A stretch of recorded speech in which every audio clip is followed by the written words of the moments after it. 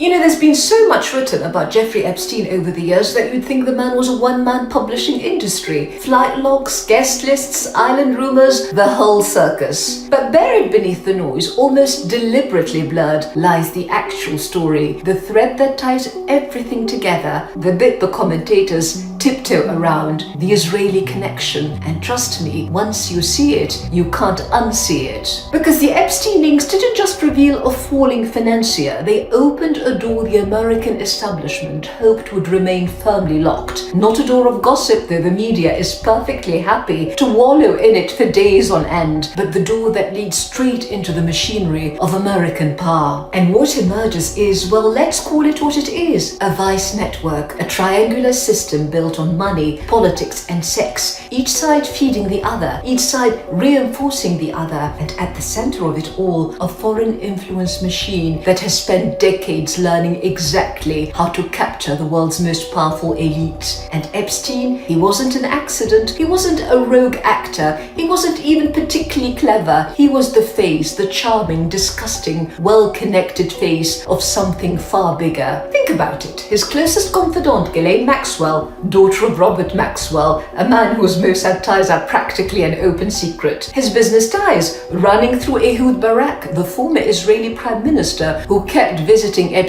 even after the conviction, and conveniently headed Carbine, an Israeli security tech firm Epstein invested in. And then there's the revelation from Dropsite News. Yoni Koren'in, a senior Israeli intelligence officer, literally living in Epstein's Manhattan home for long stretches between 2013 and 2016, living in his house. You tell me, does that sound like a man orbiting intelligence circles or a man at their very center? Exactly. But possibly the most disturbing revelation isn't about Epstein at all. It's about the elite who flocked to him, from Texas boardrooms to Abu Dhabi palaces, fawning over him like he was the maître d'or of the global power club. Because he was the key holder, the man who could get you into rooms normal politicians only dreamt of, rooms where consequences vanished and appetites reigned. Epstein's world, the island, the jets, the apartments, wasn't a playground. It was a trap, a factory of leverage, a catalogue of weaknesses, a one-stop compromat shop. And here's the bitter truth. A compromised man is a controlled man. A guilty man is an obedient man who would sign anything. And a man terrified of exposure, well, he's practically gift-wrapped for whoever wants to use him. Which brings us to the daylight arm of the same machine, AIPAC. If Epstein was the covert tool, the psychological, sexual, compromising mechanism, then AIPAC was the visible one, the financial arm, the legislative arm. One seduced, the other bought, two halves of one system. Last year alone, AIPAC funneled over $53 million into American elections, backing 361 candidates. That's not philanthropy, that's procurement. But here's where it gets interesting, because the facade is cracking. AIPAC's annual congressional trips collapsing. In 2023, 24 first-term Democrats went. This year, 11 out of 33. 7 even pulled out after their flights were booked. Even Hakeem Jeffries, once a loyal attendee, didn't turn up. And that says a lot. Candidates are returning donations. Governors like Gavin Newsom and Josh Shapiro are squirming when asked if AIPAC money compromises them, which, by the way, it obviously does. And the polling, devastating. Candidates backed by pro-Israel lobbies are now more likely to lose support than gain it, especially among young and democratic voters. As the progressive Jewish writer Peter Baynard put it, they don't fear AIPAC, they fear being associated with AIPAC. And the panic is palpable. AIPAC released a bizarre little video insisting it is funded by Americans, which is exactly the sort of thing you say when you're worried